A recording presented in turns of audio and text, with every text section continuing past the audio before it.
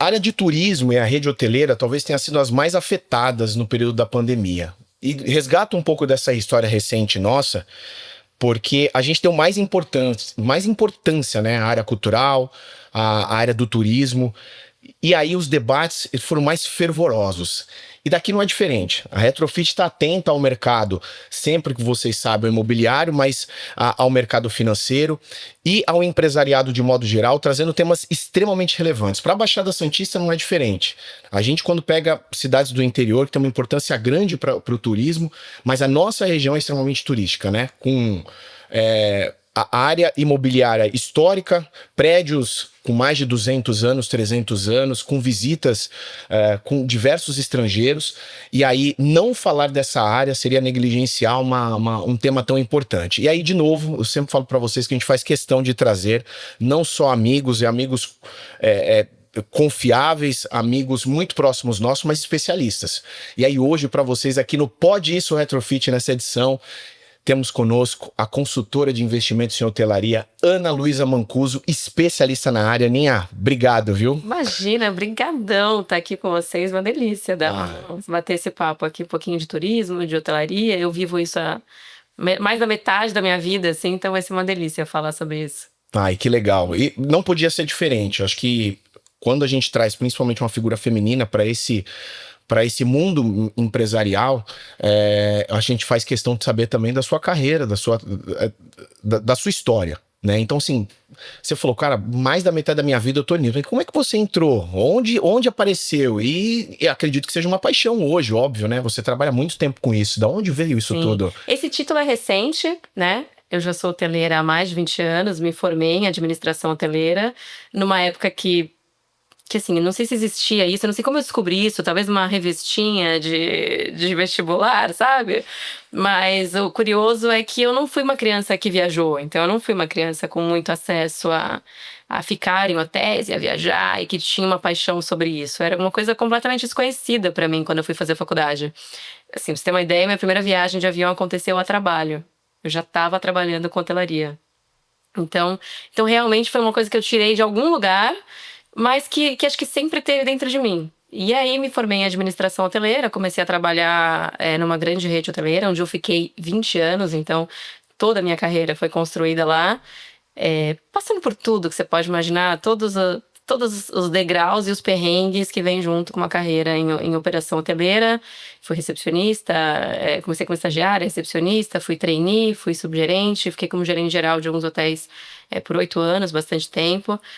E durante isso tudo, uma vida foi acontecendo. Eu já falo da vida que foi acontecendo em paralelo, porque as coisas não... A linha do tempo é a mesma, né? A gente não corta a linha do tempo para as coisas irem acontecendo. Então, enquanto eu fui gerente geral, ao mesmo tempo eu fui mãe de 2, e aí já entra um pouquinho mais nisso. E aí, fui para uma carreira mais na área de revenue management, de comercial, para tratar de estratégia de venda desses hotéis, depois dessa base que eu tive em operação, e fiquei os últimos bons anos com um time que cuidava de precificação e estratégia para um bom número de hotéis, né? Agora, recentemente, para a capital, para São Paulo, mas já foi responsável pela América Latina numa marca específica, numa marca econômica. Então posso dizer que os últimos 20 anos foram muito bem construídos numa baita empresa, assim, um lugar que eu dediquei e que eu aprendi muito. No meio do caminho fiz curso, fui fazer um curso na França de especialização, ainda através dessa empresa que eu trabalhei. Fiz uma pós-graduação em economia, então eu fui me desenvolvendo ao longo do tempo aí, mas sempre com um olhar pra hotelaria, e sempre tá dentro de mim, assim, sabe? Meus amigos falam que você for na minha casa e eu falo, puta, vem aqui comer uma pizza. Nunca vai ser uma pizza, vai ter um negocinho que eu vou te receber, vai ter um cheirinho, vai ter um cuidado diferente, sabe? É uma coisa que tá dentro, assim. Essa parte do turismo, né? Você quer falar dessa rede, tá dentro de você já, né? Desse cuidado. Porque eu acho que trabalhar com isso é um cuidado, né? A gente tá num momento, seja trabalho ou seja no lazer, quando a gente procura a rede hoteleira, eu acho que a gente procura isso com muito carinho. A gente tem cuidado na hora. E quando você tem alguém que... Fala muito do servir, né? né? Do olhar para o outro, atento e do servir, assim. Então, eu acho que de onde veio isso, não faço ideia, mas está dentro de mim em algum lugar. E aí eu consegui, acho que, colocar isso de forma bastante consistente, assim. A carreira sempre foi um foco. Então, nunca foi alguma coisa secundária, nunca foi alguma coisa que aconteceu, um emprego, alguma coisa. Sempre, carreira sempre teve uma importância muito grande na minha vida, continua tendo. É uma das camadas, né? Tem outras tão mais importantes, mas é uma das camadas que eu foco bastante a carreira. E aí, mais recentemente, então, esse título vem de uma aventura recente, numa empresa de consultoria de investimentos hoteleiros, vendo um mundo bastante amplo e conhecendo um tanto de gente, de lugares. Acho que eu tô lá desde o começo do ano e vivi coisas assim, parece que eu tô lá há anos, sabe? De conhecer lugares, de conhecer pessoas novas, de falar sobre realmente investimentos em hotelaria e formas de financiamento disso e como se desenvolve o Parque Hoteleiro do Brasil. Então, acho que tem bastante, apesar do pouco tempo, tem bastante coisa que eu já posso trazer aqui para nossa conversa. Ai, que legal, viu? Essa é a primeira coisa realmente que eu ia perguntar. O que é efetivamente essa função? A gente conversa muito, mas assim, é tentar entender qual é o tipo de consultoria, qual é o tipo de trabalho que é feito efetivamente para que tenha um sucesso, por exemplo, uma rede de hotéis, né? Quais são os primeiros passos, né? Eu sei que tem muito conteúdo aí, mas quais são os primeiros e como fazer esse tipo de trabalho? Claro. Bom, investimento no hoteleiro é um investimento primeiro de tudo, é um investimento em real estate, assim. Da mesma forma que você constrói um prédio, constrói residências, você pode construir um hotel e fazer dele um hotel. Então, é uma análise de viabilidade, é muito importante que exista. Análises, estudos de viabilidade, de formatos, de tamanho de inventário, de qual produto que cabe para aquela região, para aquele público que tem naquele espaço, para o tamanho do terreno que você tem às vezes, ou que você está em busca. Então, é realmente um estudo de o que cabe de produto naquele lugar para que você, como um investidor, tenha o nível de retorno de investimento que você espera, que seja maior do que seu outros investimentos disponíveis, né? Do que renda fixa, do que, enfim. Hoje em dia é difícil falar disso, porque é difícil superar esses quase 15% aí que a gente vai bater de Selic, mas é o como tornar aquele investimento mais rentável do que qualquer outro investimento. Então, um investidor hoteleiro, ele é um investidor e que busca rentabilidade sobre o seu capital ou sobre o capital de terceiros. Então, o estudo ele visa fazer o melhor produto e definir quais são os níveis de investimento ou quais os níveis de retorno para aquele investimento desejado. Até parece óbvio, mas assim, é por isso essa diferença desses grandes grupos, por exemplo, que ele tem umas faixas, né? Então você tem os chamados hotéis mais premium, né? Com os quartos maiores, melhores e tudo mais. E você vai descendo, às vezes, um degrau, você fala, cara, mas é do mesmo grupo, mas naquela determinada região, porque de repente, e aí, obviamente, se eu estiver falando algo fora do prumo aqui, você me corrija. Se naquela determinada região tem um grupo de trabalhadores ou um grupo que vai lá muito corrido, às vezes só pro leito, só para dormir, porque ele precisa trabalhar o dia inteiro, então é um nível de hotel. Exatamente. Agora, se é para um turismo, se é de repente para grandes corporações, grandes CEOs, né, grandes empresários, aí você precisa ter um hotel um pouco mais robusto, que às vezes vai incorporar inclusive um evento dentro do hotel. Eu acho isso muito louco, que a gente vai assim nos hotéis e fala, esse tem um grande evento, pode ser feito um grande evento, mas um outro, e sem falar muito o nome de hotel, a gente tem assim algumas particularidades, né? Ou ele não tem às vezes uma piscina, mas isso tudo é muito bem planejado, pelo que eu tô entendendo. Deveria ser. A ideia é que seja. É um investimento muito alto para se fazer sem ter uma clareza sobre o que se espera dele, né? E sobre quem ele vai atingir, sobre quanto ele vai trazer de retorno. Então, o ideal é que seja. A verdade é que hoje no Brasil a gente tem ainda a grande maioria do inventário hoteleiro é de hotéis independentes. Então, menos de 30% dos hotéis são hotéis de rede no Brasil. Achei que era o inverso, talvez por ir às grandes capitais, né? É porque nas grandes capitais você tem um peso muito importante das marcas, algumas marcas ainda de forma muito mais massiva do que outras, né? Mas a verdade é que espalhado por esse Brasilzão aí, você tem... Quando a gente fala em número de apartamentos, esse valor cai mais ou menos para 60-40, né? 60% de independentes e 40% de redes, porque são hotéis menores, esses hotéis independentes na maior parte das vezes. Mas o grande inventário hoteleiro do Brasil é um inventário independente. Então a gente fala que deveria ter um estudo, mas a verdade é que nem sempre tem, né? E a operadora, né? A gente tá falando dessas marcas, mas é engraçado porque são muitos interlocutores, são muitos parceiros, né? Quando você vai fazer um hotel. Então, a maior parte das vezes, não sempre, mas essa marca que a gente disse, ela é só uma marca mesmo. Então, tem um investidor ou um grupo de investidores que contrata ou a administração de uma operadora hoteleira, ou contrata a marca, né, e paga através de franquia e paga só royalties para essa marca, e ele mesmo cuida do seu hotel. Então, a maior parte hoje, mesmo desses hotéis, quando a gente fala hotéis de rede, esses hotéis não são das redes. O ativo não é da rede. A rede opera um ativo de um terceiro. Por isso tem diferença também, às vezes, pensando como um turista, né? Pensando como um cliente. A gente sente, às vezes, pequenas diferenças nesses hotéis. Para mim, era todo o mesmo grupo econômico, às vezes não é. Você diz de qualidade? Qualidade, porque deve ter uma fiscalização, conforme qualquer franquia, se eu posso delimitar como franquia, tá? Deveria ter a mesma qualidade. Se você vai comer um hambúrguer numa determinada lanchonete, na outra tem que ter praticamente idêntico. Mas você sente um pequeno detalhe, mas às vezes você sente assim uma qualidade. É por conta dessa diferença dos eventuais donos mesmo? Então, assim, quando a gente fala de pessoas, as diferenças podem... Pessoas prestando um tipo de serviço, essas diferenças podem acontecer por diversas razões. Por região, por dia da semana. Você foi um dia que o hotel tá com 50% de ocupação. Você voltou lá um dia que ele tá lotado, tem um show e a galera não tá dando conta. Então, quando a gente fala de serviço, essa variável, ela quase não tem fim, assim, esse número de variáveis, sabe?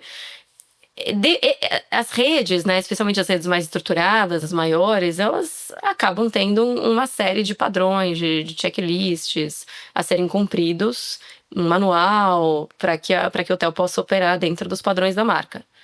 Mas sendo franquia, ou sendo administração própria, ou sendo um dono próprio, né, é tão difícil garantir que exista uma similaridade, uma semelhança entre os serviços prestados em todas as unidades, né, de uma mesma marca. Você tá na mão de fatores, assim, que... Não é o tempo, né? Às vezes você vai para um lugar que costumeiramente o clima é de um jeito, de repente cai um pé d'água naquela região e acontece alguma coisa muito peculiar. A gente já enfrentou isso, a gente compreende, obviamente. Sim, e aí... Sendo bem honesto, quando a gente fala de experiência, porque eu tenho uma experiência, nem você é o mesmo, né? Tem um dia que você vai lá e você tá de um jeito, tem um dia que você vai lá e você tá de outro jeito, e aí a forma como você percebe o ambiente é outra. Então. Nossa, essa percepção subjetiva é sensacional, você tem toda a razão. E cada vez mais, a rigidez das marcas, a rigidez dos padrões, ela cede espaço para flexibilidade, para elementos próprios, únicos, ou de design, ou de experiência, para cada hotel, independente de fazer parte de uma marca ou não. Então, acho que em algum momento buscava-se um padrão perfeito, um padrão extremamente rígido de como as coisas devem ser. E ao longo do tempo, é mais flexível, busca-se por diferenças únicas.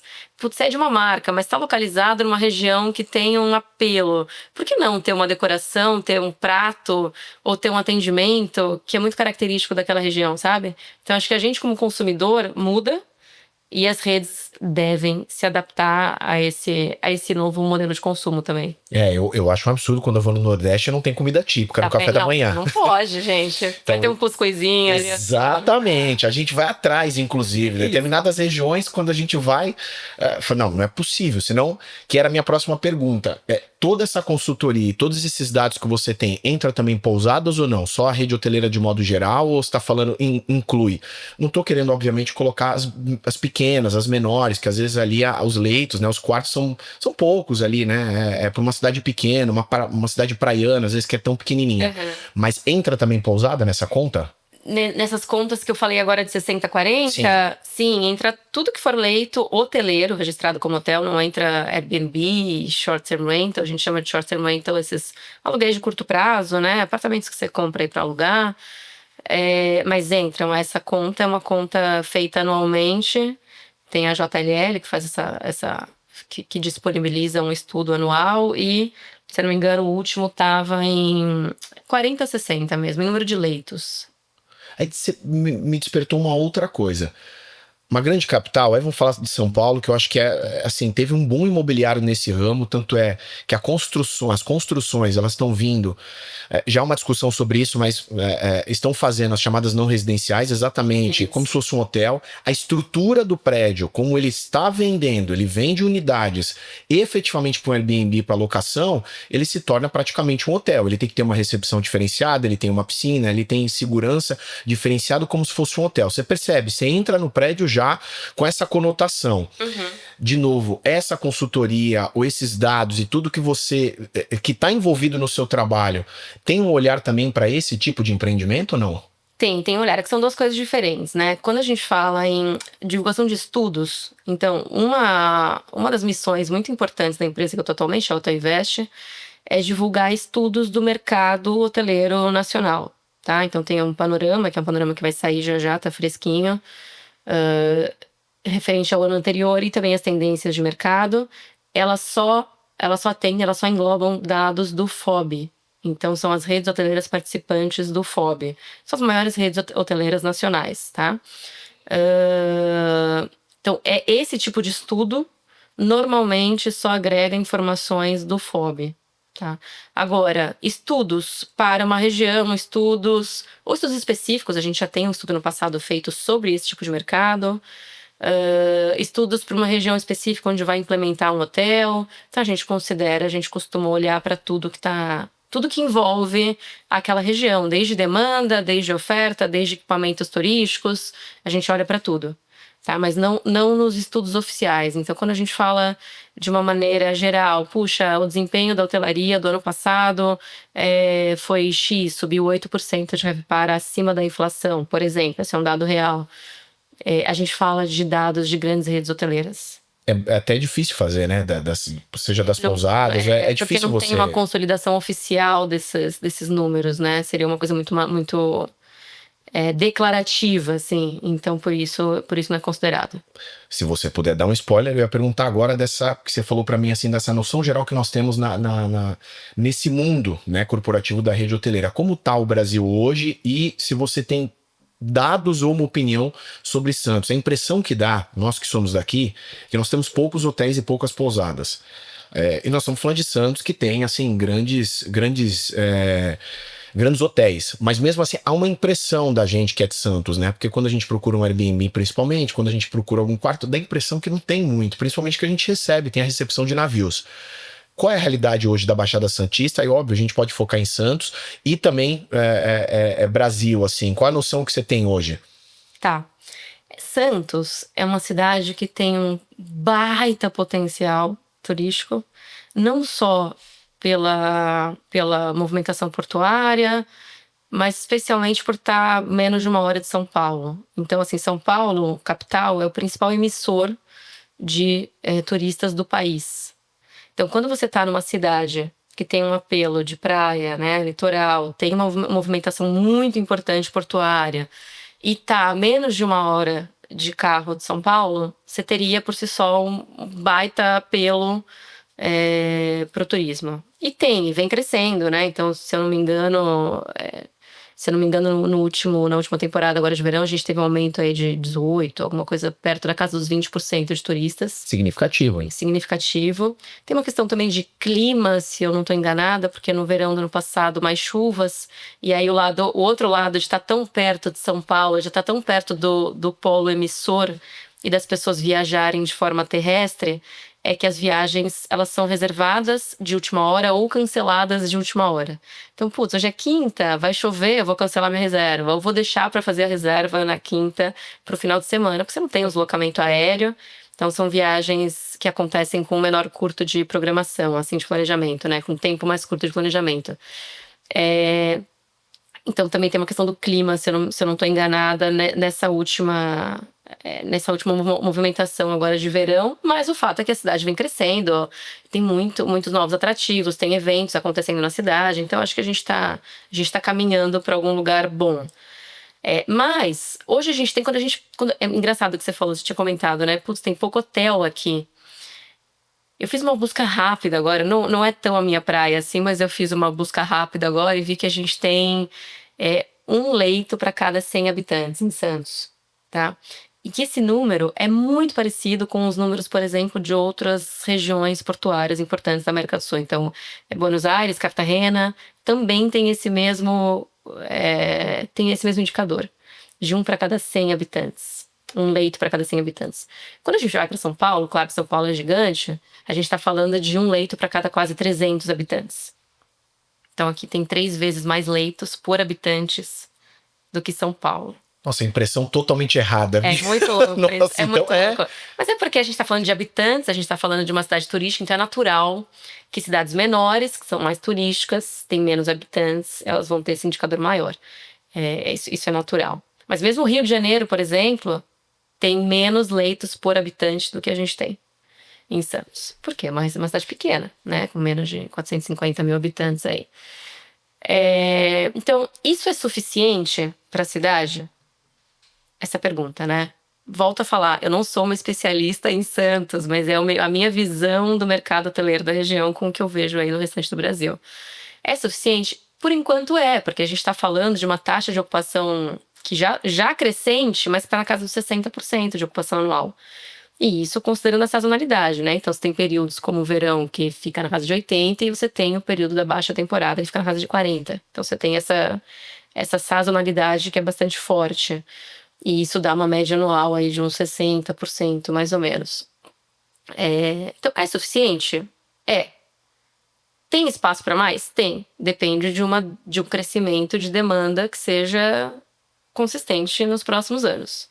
No passado, teve um investimento, teve uma grande onda de investimentos por conta do pré-sal, né? Então, nessa época surgiram alguns investimentos. Pensa que um prédio demora para fazer. Então, quando você faz um investimento, quando você pensa em construir um hotel, ele vai estar pronto daqui 5 anos, praticamente. 4, 5 anos. Então, teve uma onda de investimentos no passado. Esses hotéis eles ficaram por um tempo ainda tentando se recuperar dessa expectativa do pré-sal e agora chegam num patamar já melhor de ocupação. Tá? Será que essa falta de ocupação que você diz, né? Porque os números demonstram isso, que eu acho, para quem tá ouvindo a gente, da região, sabe que tem um grande boom imobiliário das construções aqui na Orla, tem algumas construções na ponta da praia, e a gente tá sentindo nesses prédios. Eu falei, como é que nenhum empreendimento tá vindo junto com uma rede hoteleira que é o comum? Você faz o residencial e faz às vezes a rede hoteleira ao lado. Nós temos alguns terrenos ainda. Eu falei, como é que ninguém pensou nisso? Será que por conta desses números já tem um atendimento da população, dos turistas? Então não é necessário, de repente, a construção de mais um grande empreendimento hoteleiro? É que eu acho um desperdício na hora da praia, né? Eu fico pensando, poxa, grandes capitais e grandes cidades praianas, elas têm, né? Aqueles grandes hotéis frente mar. E se for parar para pensar, a gente não tem, né? É pouco, né? Perto, de novo, do potencial e da visão que tem, né? Nem vou citar de São Vicente, que nós gostamos. O município de São Vicente é um dos mais bonitos na orla do litoral de São Paulo. E você não tem um grande empreendimento frente mar, assim, para poder atender, né? E a gente fica com essa impressão, quem é da região, né? Não tá faltando, mas os números demonstram outra coisa. Não, mas cabe, porque 60% de ocupação não é um número ruim. A gente tem muitos outros lugares do Brasil que tem 60% de ocupação e são fortes em turismo. Não é um número ruim, não é esse o ponto. A questão é fechar a conta, né? E aí o momento econômico, como eu falei no começo, agora, para investimentos em hotéis, não dá para investir em hotel? Dá para investir em hotel, certamente. Mas tem que fazer a conta do seu custo de oportunidade, né? Então, quanto você tem se você investir em outra coisa, quanto você tem de rentabilidade se você investir no hotel. Isso somado, então, você tem um custo de oportunidade, você tem altos custos de construção. E falando do ponto de vista de orla e em lugares melhores localizados, em regiões melhores localizadas, você tem um altíssimo custo de terreno somado a um altíssimo custo de construção. Então isso limita, impede, não impede, mas limita esse crescimento de nova oferta. Então, até entrando nesse ponto, a maior parte da nova oferta do futuro, dos próximos 5 anos, ela acontece em cidades de interior, cidades secundárias. As grandes capitais têm pouquíssimo tem pouquíssima oferta nova acontecendo por conta dessa somatória de duas coisas, custo de terreno e custo de construção, das regiões bem localizadas, né? Então, dos pontos mais estratégicos das cidades.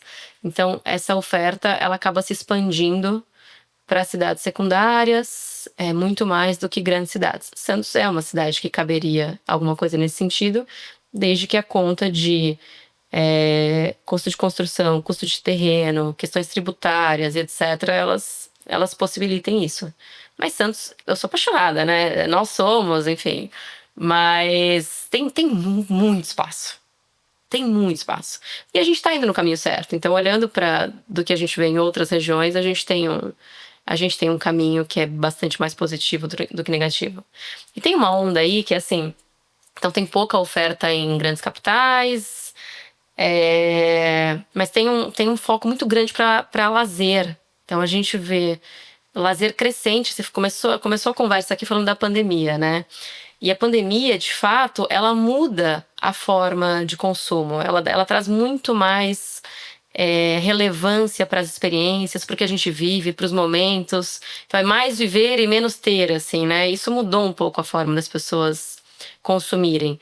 E o turismo de lazer, ele foi para patamares que não eram conhecidos aqui antes. Do ponto de vista de precificação, do quanto isso dá de retorno, de quanto se cobra, inclusive, porque viajar internamente a gente vê que tá caro pra caramba, né? Mas pra fora tá mais caro ainda. Então isso tem trazido uma relevância muito importante e, consequentemente, um bom retorno para esses investidores em destinos de lazer, destinos de luxo, destinos e produtos de luxo estão muito em alta. Então, boa parte da oferta, isso nunca se viu no passado, boa parte da oferta hoteleira que está surgindo é em hotéis de luxo. Pra você ter uma ideia de tudo que está sendo investido hoje, falando de grandes redes hoteleiras, né? Para os próximos 5 anos, só 18% é em hotéis econômicos. O restante do grande investimento hoteleiro está pautado ou em hotéis de luxo ou hotéis que a gente chama de mid-scale, né? Que é 4 estrelas, né? Enfim, não gosto de usar essa segmentação, mas é mais ou menos isso. Queria te perguntar das tendências. Essa é uma tendência hoje no Brasil? Hotéis de luxo, por exemplo, né? Só pra gente estampar. Hotéis de luxo, hotéis em destino de lazer. O dólar está bastante alto. A inflação em outros mercados é alta também, muito maior do que se viu no passado. Então, viajar para fora, não só por conta do câmbio, mas por conta do custo desses países, está mais alto do que nunca. E aí isso faz com que o Brasil seja muito mais atrativo para viagens de lazer. A gente sempre teve não, mas assim, recentemente, nos últimos anos, a gente sentiu, para quem gosta de viajar, que o custo, às vezes, para ir para um lugar como o Nordeste não é tão longe da gente, mas óbvio, tem uma certa distância. O valor era maior que, por exemplo, você tentar visitar alguns países da América do Sul, os nossos vizinhos aqui. E você percebia que o custo para ir, por exemplo, para a Bahia era um pouco maior do que você ir, né, em qualquer lugar, mas principalmente Salvador, do que você ir para Buenos Aires. A gente percebia isso. Isso, de um certo modo, atrapalha também, ou ainda que o dólar esteja alto, você sente que, por mais que uma passagem aérea, que é um dos principais pontos, ainda esteja caro, internamente, isso não está atrapalhando, está fazendo com que as pessoas visitem mais o nosso país, o próprio país. Isso era bastante verdade, isso que sair do país era mais barato do que ficar, né? Isso é menos verdade agora. Então, a Argentina está muito caro. E a questão cambial e a inflação em outros mercados tem feito com que viajar aqui hoje seja um pouco mais barato. É caro, mas seja um pouco mais barato do que viajar para fora. Então, tem questões culturais importantes, movimentos importantes de estar no país. E aí acho que isso tem mudado um pouco a forma como a gente enxerga um viajar para o Nordeste, que antes era, eu não tenho dinheiro, então eu vou pro Nordeste. Eu acho que é isso. Já foi mais caro viajar para dentro, mas não é que foi mais caro ou mais barato. Em comparação a viajar para fora, hoje em dia a gente é menos caro do que foi no passado. Não sei se ficou claro isso. Não, ficou muito claro, porque essa era a dúvida, né? A gente tinha uma noção, a gente quase fazia uma piada sobre isso. Falei, irmão, se eu precisar ir até Maceió, né, para Lagoas, um estado maravilhoso, talvez eu prefira ir para Buenos Aires, porque a passagem estava mais barata. Óbvio que o câmbio hoje atrapalha, mas você tinha ali um custo um pouco menor para visitar a Porto Madeira. Inclusive, a gente teve nessa última temporada um número muito maior de argentinos entrando no Brasil. Porque acontece isso, como lá tá mais caro, ou com a desvalorização, né, do real, de certa forma, algumas pessoas vêm para cá. Então isso ainda é muito tímido, mas movimenta também o turismo internacional, que é muito pequeno no Brasil, é quase, não tem nem relevância. O nosso turismo muito forte é o turismo doméstico mesmo, né? O turismo internacional em É números... muito pequeno, eu não Nossa. lembro de cabeça, é muito pequeno. Tipo 5%, é muito pequeno. Então tem um trabalho muito importante pra gente fazer lá pra fora, de Brasil como produto, né? De Brasil como destino mesmo ainda. Não, eu tô perplexo de verdade, assim, porque quando a gente vai para alguns lugares, nós encontramos, né, alguns turistas estrangeiros e determinados locais, assim, a gente percebe que às vezes só eles conhecem. Tem umas praiazinhas do Nordeste ali que você fala, são donos daqui, não é possível, né? Sim, e acontece bastante, né? Pro interior da Bahia, eu fui uma vez, obviamente com alguém que conhecia, e era fomentado, tá? Pelos quilombos, fomentado pelos terreiros de candomblé. Havia um teatro a céu aberto que falava no período da escravidão e tudo mais. Muito alemão para visitar. Muito conhecido. Recentemente, o Paulo Vieira, apresentador da Globo, residente em São Paulo, ele fez um dos programas dele, até mostrou esse teatro. Falei, caramba, eu fui nele. E você tinha muito estrangeiro batendo foto, fazendo estudos, gente fazendo doutorado. Eu falei, ninguém conhece isso. Eu fui por sorte, deixar claro, né? Obviamente por pessoas que conheciam aquele espaço, falou, olha, tem um lugar que eu acho que você vai conhecer. E era muito pobre a região. Muito pobre, num negócio que tava no Guinness, porque o teatro realmente a céu aberto, eles iam caminhando, só que muito turista estrangeiro. E isso acontece, Bahia, Ceará, tem uns lugares... Norte e Nordeste tem mais... específicas que acontecem isso, praias específicas que isso acontece, mas quando você olha a massa do turismo brasileiro, isso não representa nada. É muito pequeno. De verdade, assim, muito surpreso com isso, né? É negativo, porque... enfim, temos muito trabalho, né? E aí... Temos. Eu tô curioso por uma outra coisa, Ana. Diga. Como é que funciona esse financiamento desses empreendimentos, né? Eu queria entender, né? Nesse mercado, acho que ele tem... deve ter um detalhamento totalmente específico para isso, né? Como funciona esse tipo de financiamento para rede hoteleira? Certo. Bom, tem algumas possibilidades, né? No passado, a gente viu muito a implementação de condo-hotéis. Você lembra, você chegou a ouvir esse nome, não? Na hotelaria é bastante conhecido. A venda individual desses apartamentos para proprietários. Então, funciona como um grande pool, uma venda. Então, o incorporador, ele vende para essas pessoas e essas pessoas passam a ser as donas daquela propriedade. Então, é como se fosse um prédio que você vende apartamentos individualmente para proprietários. E aquele empreendimento, ele tem muitos donos, tá? Então, no começo, e foi por bastante tempo, essa foi uma das maiores formas de financiamento da hotelaria, eu incorporo, eu faço um hotel, eu vendo esse hotel picado para proprietários, e aí o hotel passa a ser dessas pessoas que contratam uma rede, então não são elas que operam, né? Daí se contrata uma rede, se contrata uma empresa de asset management, que também está dentro do escopo, por exemplo, da Hotel Invest, que é fazer a gestão desse empreendimento hoteleiro, que pensa, você tem um prédio com 100 donos, e não necessariamente desse ramo, na maior parte das vezes não, né? Então você contrata uma operadora hoteleira para operar esse empreendimento e contrata uma empresa para fazer a gestão e a interlocução entre um e outro. Atualmente, isso já não é mais a grande tendência de... Tá acabando o tempo, é isso? Não. Pode continuar, porque a gente ainda tem algumas. Tá bom. A gente fica de olho, pra quem não sabe, a gente fica de olho no Diegão, que é da técnica, que vocês já conhecem. Caraca, tô vendo. Você tá aqui com olho no peixe e outro no gato. Não, fica tranquila, você tem tempo ainda, porque eu tenho ainda mais uma dúvida depois de um tema pra mim extremamente relevante. Pode continuar. Isso. Que mais? Os condotéis, hoje em dia, eles não são a maior forma hoje de implementação desses hotéis, de financiamento. Você tem capital próprio, né? Você pega o seu capital, você tem capital próprio mais financiamento, então faz esse financiamento com instituições privadas, normalmente, ou abre fundos de imobiliários para isso. Tem financiamentos no Brasil, tem alguns bancos, especialmente Norte e Nordeste, que tem linhas de financiamento para a hotelaria com taxas muito mais baixas para o desenvolvimento regional, né?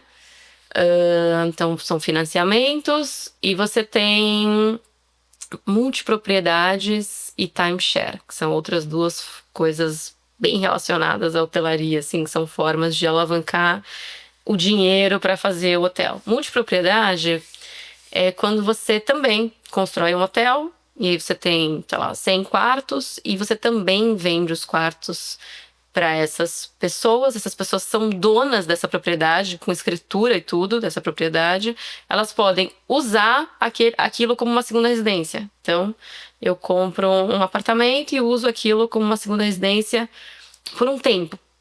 Mas eu sou dona daquele tempo. Então, por exemplo, você pode vender às vezes um único apartamento para, sei lá, 40 famílias, porque cada uma usa uma semana do ano. Timeshare é bastante parecido com isso, só que você não tem uma escritura atrelada a essa compra. É uma distribuição um pouco diferente disso. Mas ambas as formas são formas de financiamento onde você vai lá, você vai fazer um hotel, vai incorporar um hotel, e aí você precisa de dinheiro para subir esse hotel.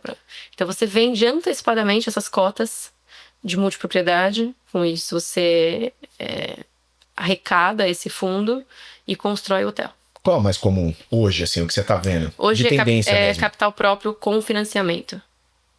Até porque, pelo menos no Brasil, assim, a gente percebe isso nas construções nossas e recentemente os investimentos nas instituições financeiras estão sendo rentáveis, né? Então, o financiamento, pegar crédito numa instituição financeira para não ficar atrelado, de repente, a vários investidores, porque é isso também, né? Você tem 50, 60, 70 investidores para administrar. É uma dinâmica complexa.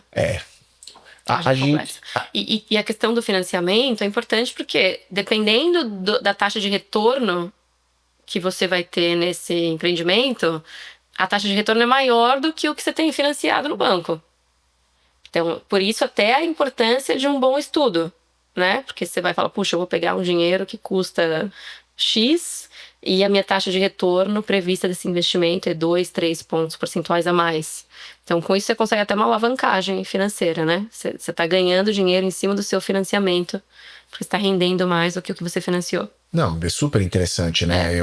De novo, dentro da construção imobiliária, eu acho que é bem parecido, né? A gente faz isso para tentar alavancar, para tentar ter um crescimento patrimonial, obviamente tentar ganhar dinheiro, né? A gente está falando sobre isso, né? Sobre sobrevivência e, obviamente, ganhar e ter qualidade de vida. E aí, né? Qualidade de vida. Eu quero entender. Eu tô assim, porque há um grande desafio, a gente conversou nos bastidores, do papel da mulher nisso tudo. Né? E como é pra você? Eu queria muito, assim, que quase como um depoimento, mas que você contasse. Você contou inicialmente que você é mãe de 2, né? E aí, total liberdade para você falar. Se eu contei que sou mãe de 2, eu falei, gente, acho que eu não contei. Não, contou. Pode ficar tranquila que essa parte. Mãe nunca esquece, né? Pode ficar tranquila que ainda que tenha saído assim, o teu inconsciente falou, deixa eu contar a primeira coisa, que eu sou mãe de 2. Não, mãe sempre conta, pode ficar tranquila. Você já avisou. E aí, assim, a gente sabe que ainda tem muito desafio.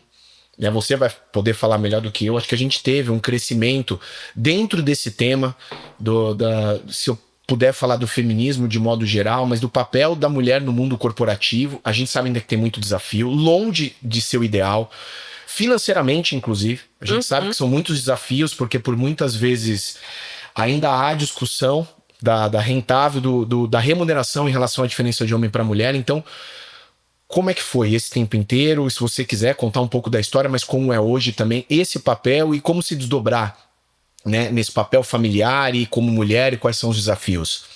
Nossa, é muito complexo, né? Eu tenho essa conversa com as minhas amigas o tempo todo, assim.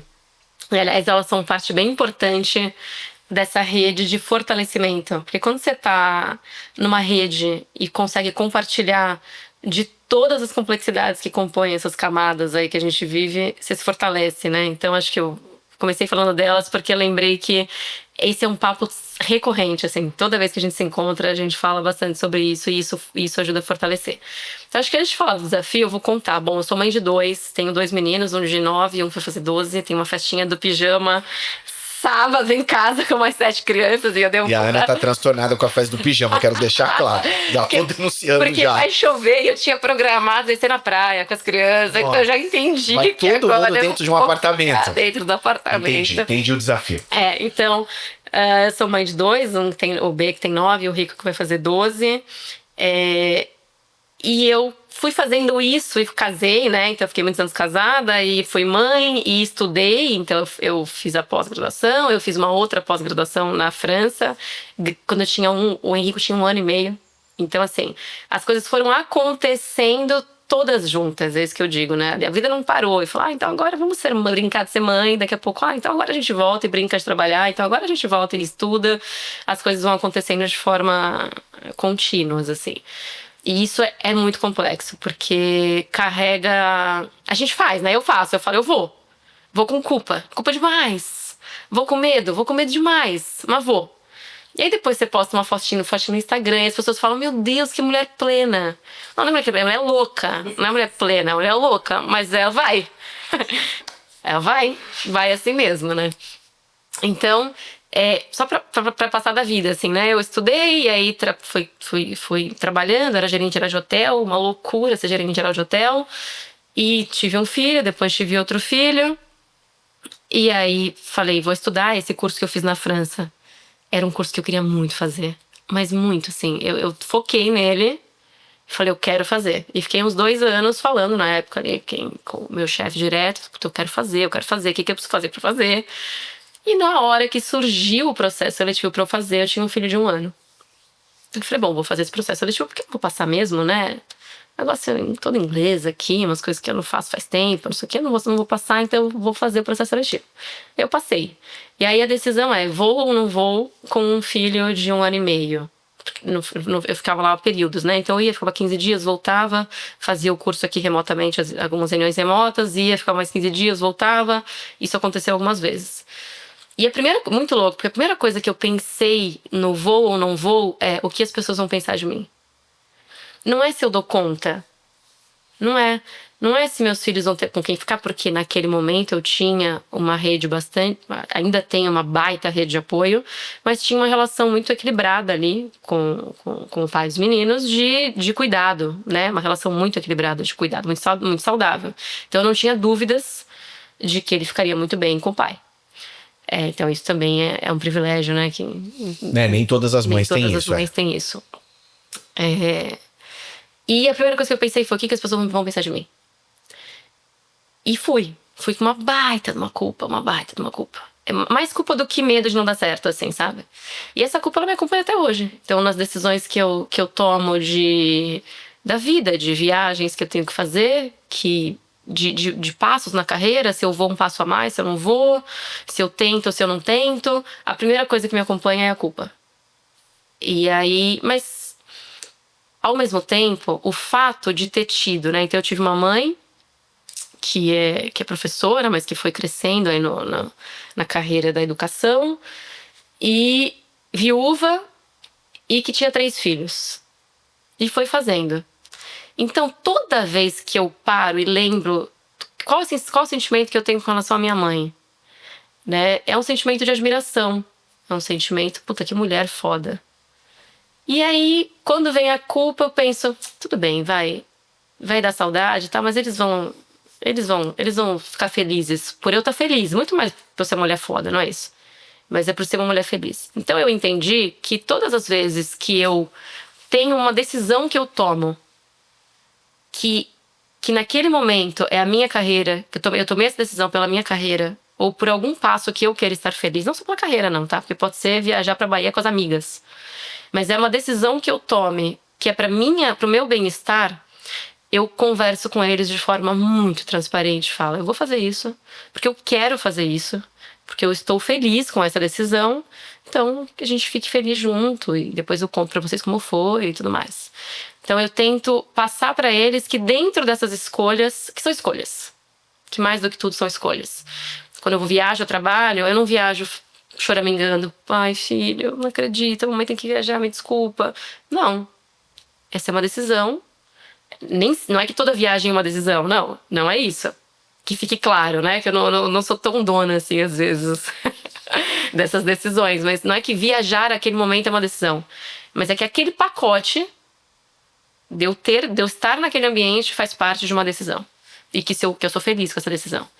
Então, é o que eu tento fazer para diluir um pouco a culpa, para diluir um pouco esse medo e tudo isso que vem junto com uma mulher que decide fazer tudo ao mesmo tempo, assim. Então, é uma bagagem muito pesada. É uma bagagem muito pesada, estrutural, social, emocional, de tudo que compõe a gente, né? Ao longo de... Pode estar mudando hoje, mas tá aqui, né? Tá na composição do ser, assim, esse peso todo. Há um peso sempre pra mãe, pra mulher, né? Que talvez não. Longe do homem ter esse peso, né? Então, acho que se educa com exemplo, né? Acho que fenomenal que você falou. A minha mãe também, nós temos uma história muito parecida. Minha mãe ficou viúva muito nova, mais nova de idade do que eu tenho hoje. Então, às vezes, quando eu completei a idade, bateu assim, uma certa, exatamente com a idade que eu estou completando hoje, minha mãe ficou viúva. E eu vi isso, a mesma coisa.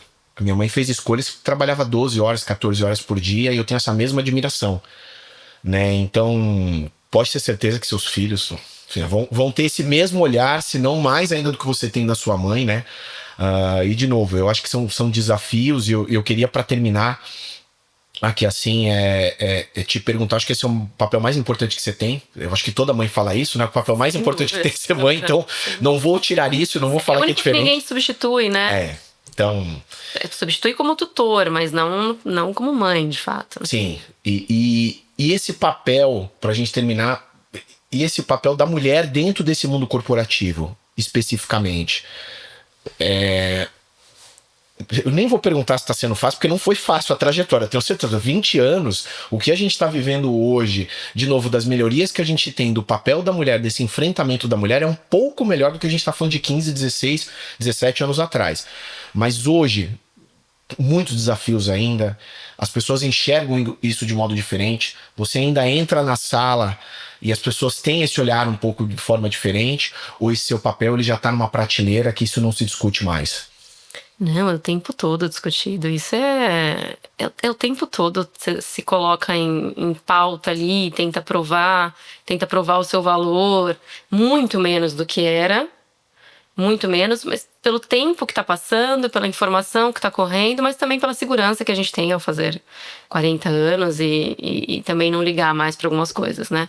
Mas você acabou de falar e me veio na cabeça. Fazia tempo que eu não pensava sobre isso, mas você falou essa frase e me deu um gatilho, assim, do como foi, né? Foi sempre fácil. Enquanto eu tava vivendo ali, fazendo, eu sou um tratorzinho que vai, sabe? Então, enquanto eu tô fazendo, nem percebo. Tô fazendo. E aí hoje, depois de um tempo parando e voltando atrás, abominando a fita e olhando de fora, eu penso o tanto que eu me mascarei, me fantasiei a vida inteira pra parecer outra coisa. E começa, além de ser mulher, da idade. Então eu fui muito nova, as coisas aconteceram de uma forma que eu era muito nova. Eu fui trainee com 21 anos, eu assumi a primeira gerência geral com 23.